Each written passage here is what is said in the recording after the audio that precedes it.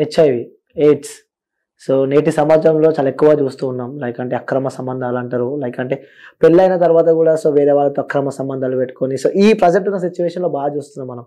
అలాగంటే గతంలో ఒకప్పుడు హెచ్ఐవి వస్తే పక్క వ్యక్తి చనిపోవాల్సిందే, సో నో మెడిసిన్ అని వింటూ ఉంటాం. బట్ ఇప్పుడున్న జనరేషన్లో సో దానికి ఒక మందు ఉందని చెప్పి కూడా చాలా మంది అంటూ ఉంటారు. అసలు ఎలా వస్తుంది సార్ ఈ హెచ్ఐవి ఎయిడ్స్ అనేది? సో ఎలా సోకుతుంది, ఎలా పాకుతుంది మనిషికి? హెచ్ఐవి ఎయిడ్స్ అనేటువంటిది హెచ్ఐవి సోకినటువంటి హెచ్ఐవి ఇన్ఫెక్షన్ ఉన్నటువంటి వ్యక్తి యొక్క శారీరక ద్రవాలు, స్రావాలు లేదా రక్తం ఈ హెచ్ఐవి లేని వ్యక్తికి ఈ రకంగా చేరినప్పుడు కూడా హెచ్ఐవి అవతల వ్యక్తికి వచ్చేటువంటి అవకాశం ఉంది. సో ఇది ప్రధానంగా సెక్స్ ద్వారా జరుగుతుంది. సో ఈ సెక్స్ ద్వారా ఈ సెక్స్ లో కూడా అక్కడ ఏదైతే ఒక గాయాలు అవి ఏమన్నా ఉంటాయి అంటే కంటికి కనిపించక్కర్లేదు, ఒక చిన్న ఎబ్రేషన్స్, ఒక చిన్న రేగినట్టున్నా లేదా చిన్నగా ఏమైనా గాయాలన్నా ఆ యువతల వ్యక్తి నుంచి అవతల వ్యక్తికి హెచ్ఐవి వచ్చేటువంటి అవకాశం ఉంది. హెచ్ఐవి సోకిన వ్యక్తి నుంచి హెచ్ఐవి లేని వ్యక్తికి వచ్చేటువంటి అవకాశం ఉంది. అంతేగాని హెచ్ఐవి అనేటువంటిది హెచ్ఐవి లేని ఇద్దరు వ్యక్తుల మధ్య హెచ్ఐవి పుట్టుకురాదు. హెచ్ఐవి ఉన్న వ్యక్తుల నుంచే అది సోకుతుందని చెప్పి అంటున్నారు. ఓకే, సో ఎలా అది ప్రిపేర్ అవుతుంది సార్? అంటే ఒక బాడీలో అది ఉన్నట్టు మనకి ఎలా తెలుస్తుంది? లైక్ అంటే ఎలా గుర్తుపట్టవచ్చు? మేబీ గతంలో మనం చూసినట్టయితే హెచ్ఐవి వస్తే కొన్ని ఏళ్ల తర్వాత మనం దాన్ని గుర్తిస్తుండే, లైక్ మీకు హెచ్ఐవి వచ్చిందని చెప్పి. సో ఇప్పుడు దాన్ని గుర్తించాలి అంటే ఎలా గుర్తించవచ్చు దాన్ని? ఇక్కడ మనం రెండు విషయాలు చెప్పుకోవాలి. హెచ్ఐవి ఇన్ఫెక్షన్ వేరు, ఎయిడ్స్ వేరు. రెండు ఇది దానికి దారి తీస్తుంది. అంతేగాని హెచ్ఐవి నుంచి ఎయిడ్స్ కి హెచ్ఐవి అనేటువంటిది హ్యూమన్ ఇమ్యూనో డెఫిషియన్సీ వైరస్. ఆ వైరస్ సోకినటువంటి వ్యక్తి చాలా కాలం తర్వాత నెమ్మదిగా తన యొక్క శక్తి, రోగ నిరోధక శక్తిని తగ్గిపోతూ ఉంటుంది ఆ వ్యక్తిలో.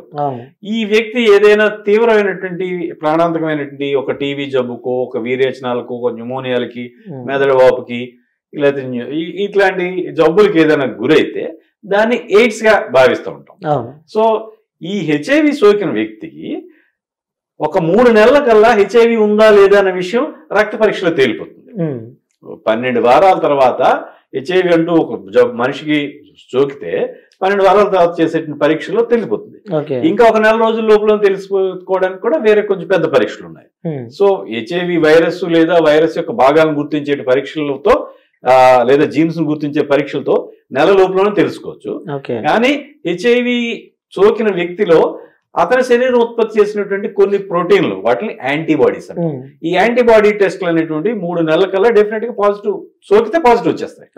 సో కానీ జబ్బు రూపంలో బయటపడడానికి, రక్త పరీక్షలో బయటపడడానికి 3 నెలలు మాక్సిమం టైం. జబ్బు రూపంలో బయటపడడానికి ఈ వ్యక్తి ఒక టీబీ జబ్బుకో, విరేచనాలకు, ఇంకోటో మరి దాంట్లో గురై బయటపడడానికి కొన్ని సంవత్సరాల సమయం పడుతుంది. సో అంతేగాని ఈ రక్త పరీక్ష మాత్రం 3 నెలలకి 80% పాజిటివ్ సోకినట్టయితే పాజిటివ్ వస్తుంది. ఒకవేళ ఒక వ్యక్తికి హెచ్ఐవి నెగిటివ్ వచ్చింది 3 నెలల ఎక్స్పోజర్ తర్వాత 3 నెలల తర్వాత టెస్ట్ చేసినప్పటికీ అంటే అతనికి హెచ్ఐవి సోకనట్టే అర్థం. ఓకే, సో అంత ఈజీగా పాకుతుందా సార్ ఈ ఎయిడ్స్ అనేది? డిస్కార్డెంట్ కపుల్స్ అంటాం. నా పేషెంట్ లో ఎక్కువ మంది అంటే హెచ్ఐవి అనేటువంటిది సోకడం అనేది తక్కువ, అది లెస్ ఎఫెక్టివ్ ట్రాన్స్మిషన్, చాలా తక్కువ స్పీడ్ తోటే బిందుకు వెళ్తుంది. అంటే దీంట్లో మళ్ళీ రెక్కలు ఉంటాయి. ఇందులో సాధారణంగా మనం సెక్స్ ద్వారా అనుకుంటాం. ఇంకా రెండోది ఇంజక్షన్లు, మొత్తం ఇంజక్షన్లు అవి కూడా సిరింజిల్ షేర్ చేసుకోవడం వల్ల ఎవరికైనా ఉంటే ఆ గ్రూప్ లో వేరే వాళ్ళు కూడా వచ్చేటువంటి అవకాశం ఉంది. అట్లా ఇంకోటి ఏంటంటే తల్లి నుంచి బిడ్డకి వచ్చే అవకాశం. ఎవరైతే తల్లికి హెచ్ఐవి ఉందో శిశువుకి కూడా వచ్చేటువంటి అవకాశం కొంత మేరకు ఉంది. 10% ఉంటుంది రఫ్ గా, అందరికీ రాదు.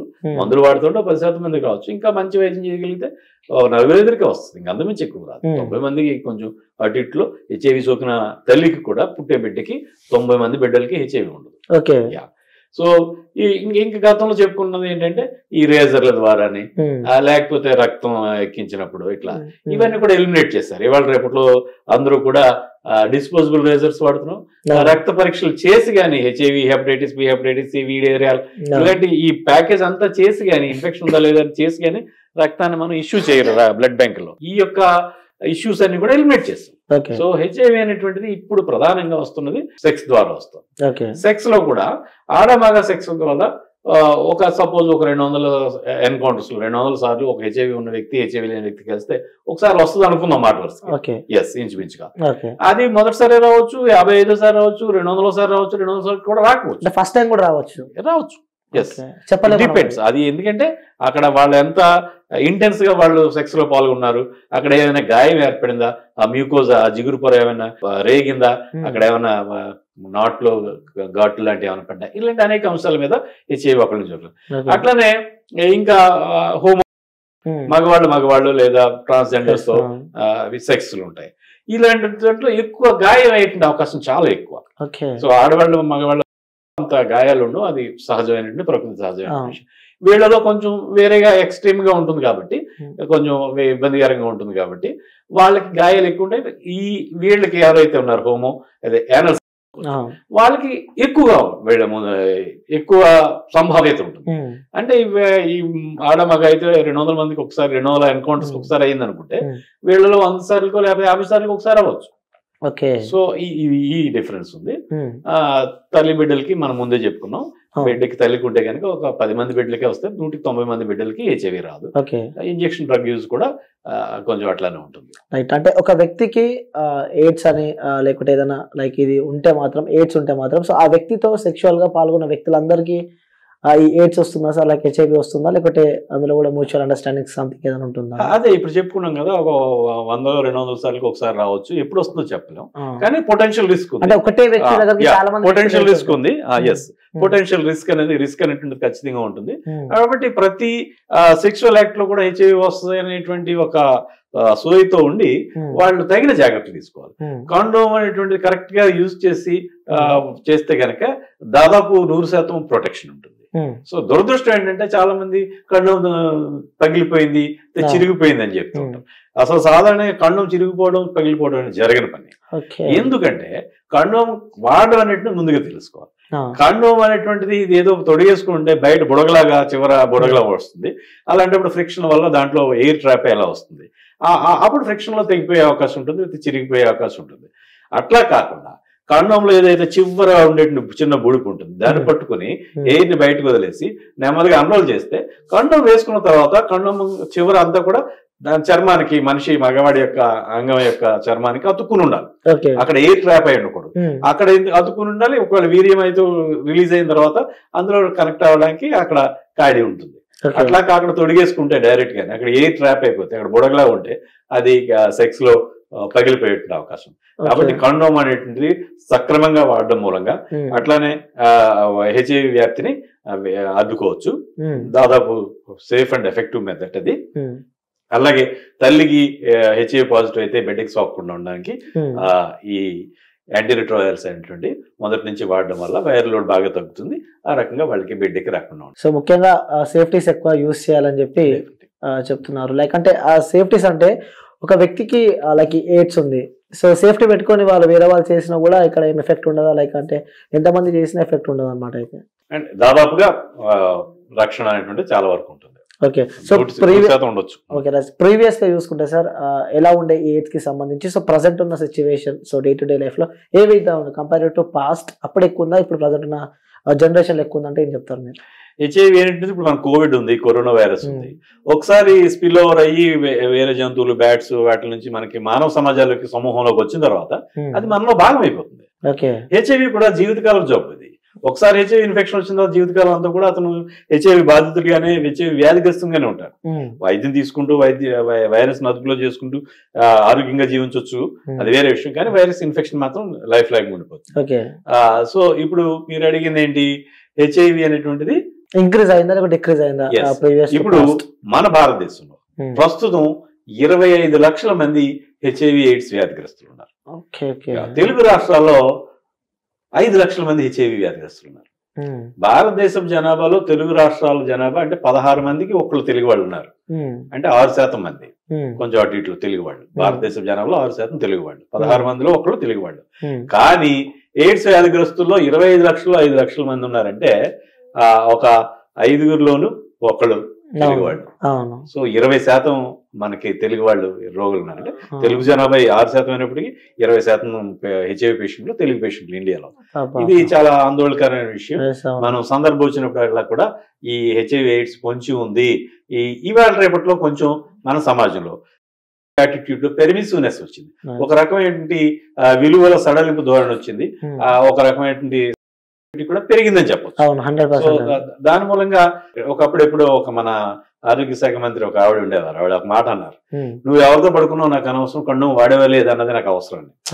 ఆ రకమైనటువంటి యాటిట్యూడ్, ఖచ్చితంగా కండం వాడాలి అనేటువంటిది అందరూ రికార్డ్ చేసుకోవాలి, రిజిస్టర్ చేసుకోవాలి.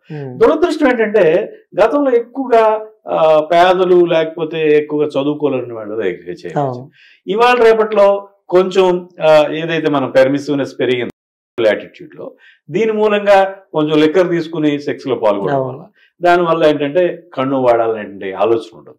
ఒకసారి లిక్కర్ అంటూ తీసుకున్న తర్వాత నేను అన్నింటికీ అతీతుడు, పులిరాజా అని నాకు 8 సంవత్సరాలకు ఉన్నా రాదు అనేటువంటి భావంలోకి వెళ్ళిపోతారు. కాబట్టి దేన్ని దాన్ని విడిగా చూసుకోవాలి. అది వేరే సెషన్, ఇది వేరే సెషన్ గా చూసుకోవాలి తప్ప ఇట్లాగా ఆ సోయి ఉన్న మర్చిపోయేంత ఎక్కువగా తాగి ముందుకి అనేటువంటిది అది ఖచ్చితంగా శ్రేయస్కరం కాదు.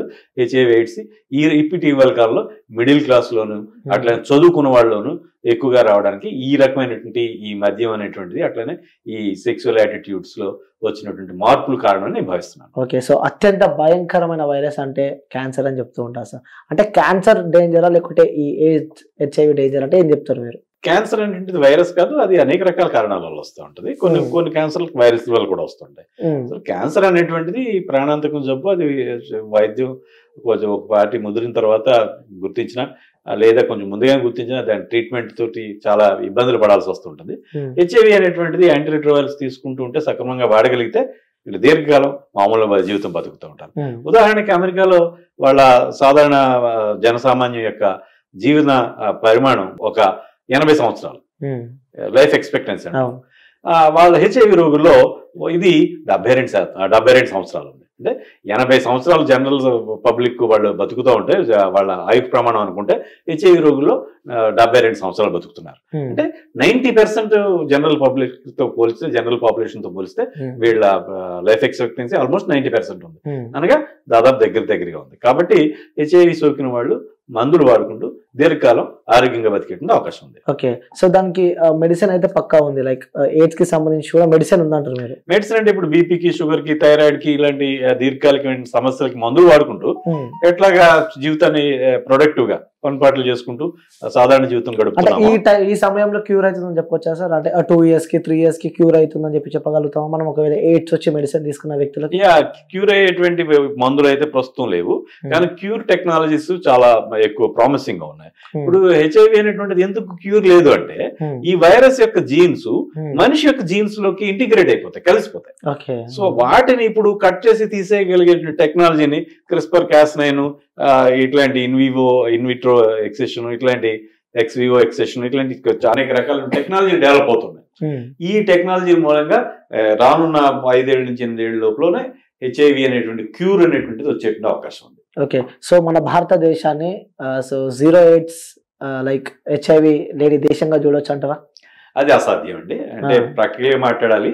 ఎందుకంటే హెచ్ఐవి అనేటువంటి ద్వారా వచ్చేటువంటి వ్యాప్తి చెందేటువంటిది ఏ జీవజాతి అయినటువంటి ప్రొపగేట్ అవ్వడానికి, అభివృద్ధికి అవసరమైనటువంటి ఆహారం, నిద్ర, మైథునం, ఈ 3 వాటితోటి బేసిక్ ఇన్స్టింక్ట్స్ ఏవైతే సహజాతాలు వాటితోటి ఒక జీవజాతి మనుగడ ఉంటది. కాబట్టి ఆ జీవజాతి మనుగడలో ఒకటైనటువంటి వైరస్ ని మనం అదుపు చేయడం అనేది సాధ్యం కాదు. నెంబర్ 1. నెంబర్ 2, హెచ్ఐవి అనేటువంటిది దీర్ఘకాలం ఎసిమ్టమాటిక్ గా ఉంటుంది. అంటే ఏ రకమైన లక్షణాలు లేకుండా ఉంటాయి. ఇప్పుడు మనం హెచ్ఐవి ఎప్పుడు బయటపడుతూ ఉంటుంది, అనేక రకాల సీరియస్ గా చేసి ఉన్నప్పుడు టెస్ట్ చేసినప్పుడు బయటపడుతుంది. ఏదో జబ్బు వచ్చి, ఓ టీబీ జబ్బు వచ్చినప్పుడు అట్లా. కొంతమంది ఇంకా వేరే టెస్టులు, రక్తం డొనేట్ చేయడానికి వెళ్తాం, మనం ఆరోగ్యంగా ఉంటాడు అతను, అతనికి హెచ్ఐవి ఉంది, బాబు నువ్వు హెచ్ఐవి ఉంది, నీకు ఈ టెస్ట్ దీంట్లో పాజిటివ్ వచ్చింది, లైక్ నువ్వు బ్లడ్ డొనేట్ చేయొద్దని చెప్తారు. లేకపోతే గర్భిణీ స్త్రీ మామూలుగా టెస్టులు చేస్తారు, లేదా ఒక సుఖవ్యాధి టెస్ట్ చేస్తారు, లేదా ఒక సర్జరీకి ఏదో ప్లాన్ చేస్తూ ఉంటారు, టెస్టులు చేస్తారు, హెచ్ఐవి పాజిటివ్ అని తేలుతూ ఉంటారు.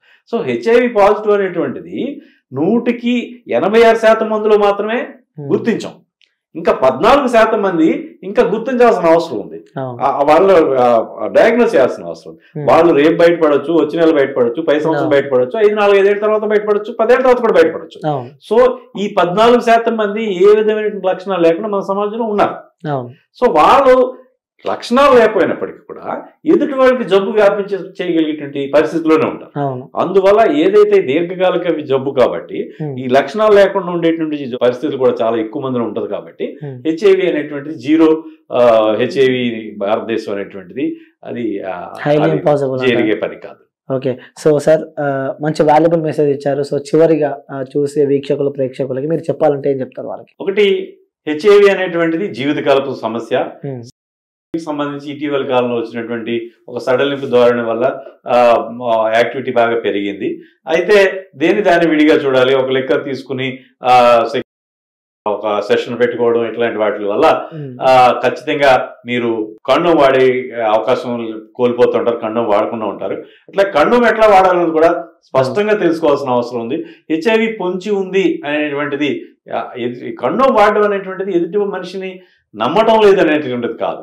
అది మనం హెచ్ఐవి టెస్ట్ ఇద్దరు చేయించుకోలేదు కాబట్టి ఇద్దరు ఒకరినొకరికి యొక్క గౌరవం, ఒకరికొకరి ఆరోగ్యం పట్ల, జీవితం పట్ల శ్రద్ధ వహించడంగా భావించి ప్రతి ఎక్స్ట్రా మ్యారిటల్ రిలేషన్లోను, వ్యవహారంలోను, ప్రతి ఎన్కౌంటర్కి కండోమ్ తప్పనిసరిగా వాడాలి. అలాగే గర్భిణీ స్త్రీలు వాళ్ళు తప్పనిసరిగా హెచ్ఐవి టెస్ట్ చేయించుకుని అవసరమైతే మందులు వాడాలి. అలాగే ఇంజెక్షన్ డ్రగ్ యూజర్స్ ఎవరైతే ఉన్నారో వాళ్ళు ఎట్టి పరిస్థితుల్లోనూ నీడిల్ షేరింగ్లు, సిరింజ్ షేరింగ్లు అనేటువంటివి చేయకూడదు.